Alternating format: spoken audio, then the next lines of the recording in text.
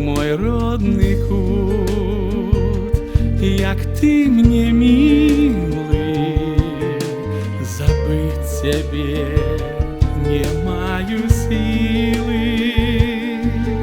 Не раз утомленный дорогой, житьем весны моей убогой, к тебе я в думках залетаю, и там душою спочиваю, и там душою спочиваю.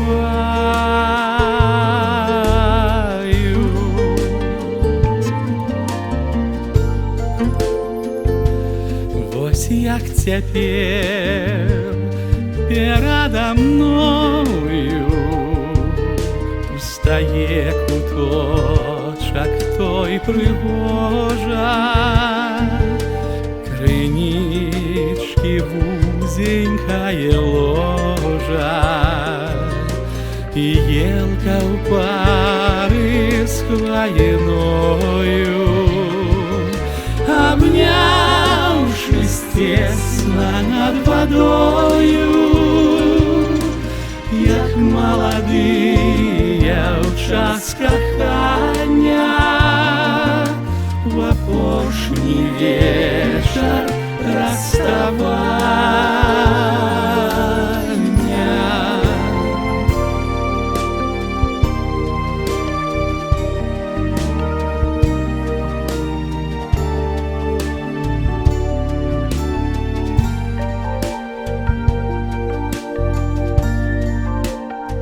Якуб Колас – яркі прыклад беларускага пісьменніка і яркага патрыёта.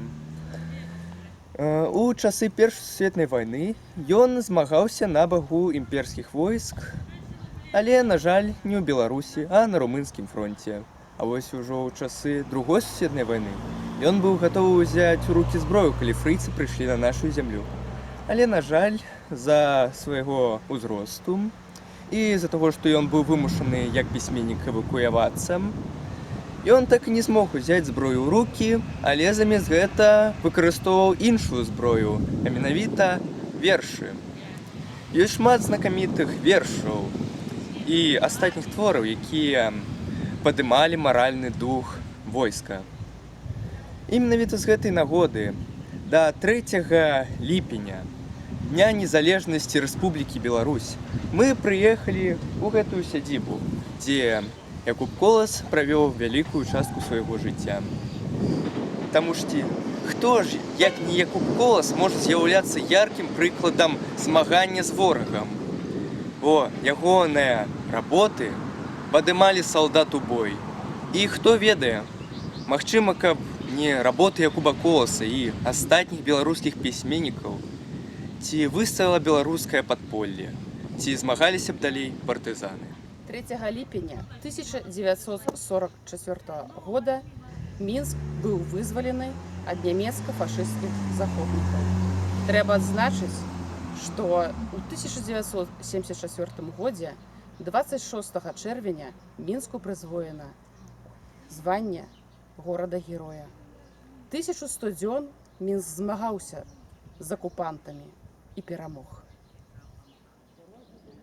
Вылез дзебраў звер лютушчы, выскачыў клыкаты, застагналі нашы пушчы, нашы нівы, хаты. Нібы чорны пыл з-пад хмары, рушыліся фрыцы, памутнелі ў смутнай гары рэкі і крыніцы. Засвяціліся нябёсы ў злавесным бляску, біч вайны сеў на калёсы і пагнаў каляску. Дзе праедзе, там руіны, попел, кроў і трупы. Небу шле зямля навіны, дыму чорным слупам. Мір і вайна – два словы, якія займаюць мыслі і пачуцці людзей, непакояць іх сэрцы.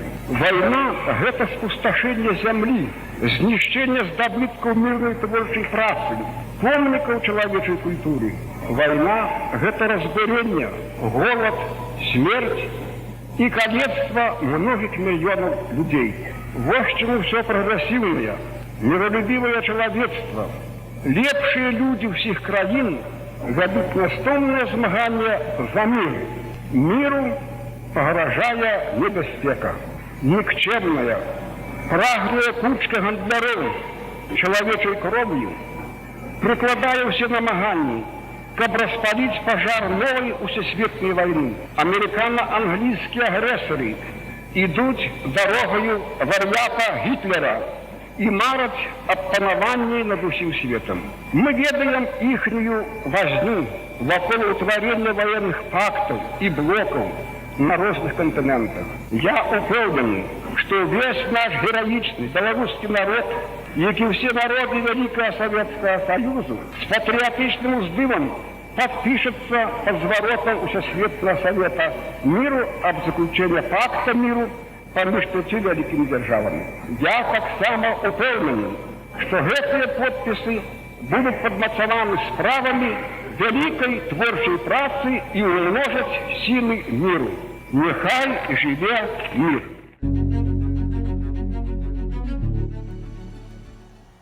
Мой родный кут, як ты мне милый, забыть тебе не маю силы, не раз утомленной дорогой, життя весны моей бухой, к тебе у думки залятаю, и там душою спочиваю. О, як бы я хотел спочатку дорогу життя по парадку, пройти еще раз, озернуться, собрать с дорог камень тыя, что губят силы молодые. К тебе весна хотел вернуться. Весна, весна, не для мяне ты, не я тобою обогреты, приход твой радостно споткаю, навек весна тебе ховаю.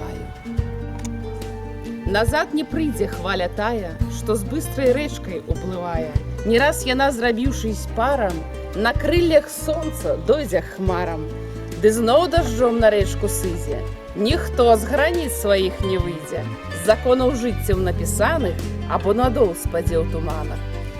Але хто нам яе пакажа, надол вадой ці снегам ляжа, не вернешься, як хваля тая. Ко мне весна ты, молодая. Вось як цяпер перада мною стае куточак той прыгожы, крынічкі вузенькая ложа і елка ў пары з хваіною, абняўшись цесна над вадою, як маладыя ў час кахання у апошні вечар расставання. А хвоі, ёлкі векавыя, падзыкі песен маладыя маўчком стаялі ў нейкай думе, і ў іх ціхусенечкім шуме няслось вячэрняе маленне, угару святое аддаленне.